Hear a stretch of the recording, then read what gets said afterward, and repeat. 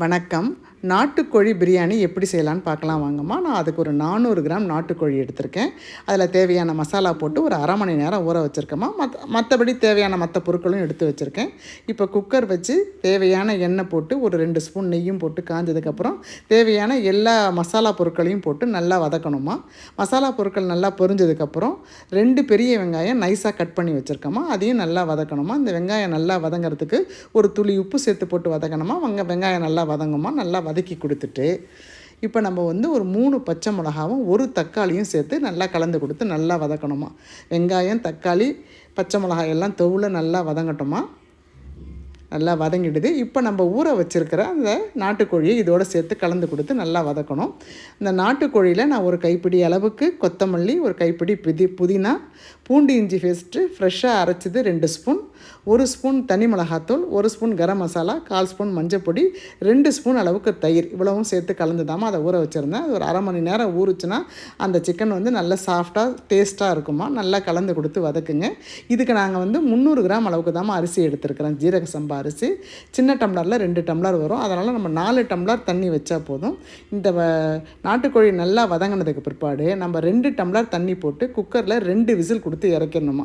Case போனதுக்கப்புறம் அதை திறந்து வச்சுட்டு குக்கரில் 2 விசில் நல்லா கொதிச்சதுக்கப்புறம் மூடி 2 விசில் கொடுத்து இறக்கிடணுமா. இப்போ அடுப்பை பற்ற வச்சு மறுபடியும் ஒரு பாத்திரம் வச்சு கொஞ்சம் நெய்யும் எண்ணெயும் போட்டு 2 லவங்கம் பொரிஞ்ச உடனே நம்ம வேக வச்சுருக்க சிக்கனை இதில் சேர்த்துக்கணுமா. சேர்த்து நல்லா கொதிக்கட்டும். நம்ம 4 டம்ளர் தண்ணி வைக்கணும். 300 கிராம் ரைஸுக்கு 4 டம்ளர் அளவுக்கு தண்ணி வைக்கணுமா. சின்ன டம்ளரில் 4 டம்ளர். அதனால் மறுபடியும் 2 டம்ளர் தண்ணி போட்டு தேவையான உப்பை போட்டு நல்லா கலந்து கொடுத்து கொதிக்க விடணுமா. நல்லா கொதித்ததுக்கப்புறம் ஒரு அரை எலுமிச்சம்பழத்தை அதில் பிழிஞ்சு விடணும். அப்போ தான் சாதம் ஒத்தையாக வருமா. பிரியாணிக்கு கண்டிப்பாக எலுமிச்சம்பழம் போடணுமா. தயிரும் போட்டு எலுமிச்சம்பழம் போடணுமான்னு கேட்காதீங்க. எலுமிச்சம்பழம் போட்டோமா சாதம் ஒத்தையாக இருக்குமா. அதனால தான் போடுறது. நல்லா கொதிச்சதுக்கப்புறம் நம்ம கழுவி வச்சுருக்க அரிசியை அதோடு சேர்த்துக்கணும். சேர்த்து நல்லா கலந்து கொடுங்க. அரிசி ஒரு 75% வேகணுமா. அதனால் மூடி போட்டு ஒரு 5 நிமிஷம் வேகட்டும். இப்போ திறந்து பார்த்திங்கன்னா ஒரு நல்லா வெந்திருக்கும் பாருங்கள். சாதம் ஒரு 3/4 பதத்துக்கு வெந்திருக்கும்.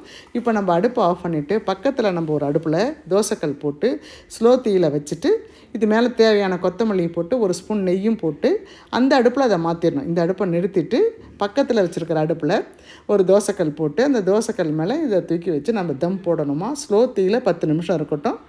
அடுப்பு 10 நிமிஷம் கழித்து மறுபடியும் ஒரு அடுப்பை ஆஃப் பண்ணிவிட்டு அகைன் மறுபடியும் ஒரு 10 நிமிஷம் கழித்து தான் நம்ம திறந்து பார்க்கணும். சூப்பராக பொலப்பொலான்னு எப்படி இருக்குது பாருங்கள். ஜம்முன்னு இருக்குமா. அடியில் கொஞ்சம் கூட பிடிக்கல. ரொம்ப டேஸ்ட்டாக இருந்ததுமா. இது வரைக்கும் நாங்கள் செய்த பிரியாணியில் ரொம்ப சுவையாக இது தாம்மா இருந்தது. ட்ரை பண்ணி பாருங்கள். நன்றி, வணக்கம்.